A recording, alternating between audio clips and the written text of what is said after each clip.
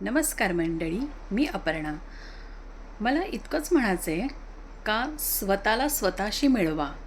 तुम्ही दुसऱ्यांच्या आवडीनिवडीप्रमाणे, दुसऱ्यांच्या सुखाप्रमाणे, सोयीप्रमाणे जर तुम्ही तुमची जी सोय आहे ती गैरसोय करत असाल तर तसं नका करू. कारण तुम्ही स्वतःला त्यामुळे काय करता सांगू, दुसऱ्यांना खुश ठेवण्याच्या नादामध्ये तुम्ही स्वतःला स्वतःपासून लांब करत आहात. तुम्ही मारत आहात स्वतःच्या इच्छा आणि अपेक्षा.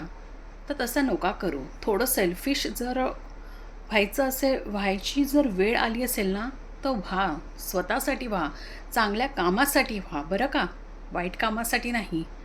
तर स्वतःवर स्वतःशी प्रेम करायला शिका. बस इतकंच म्हणणं आहे.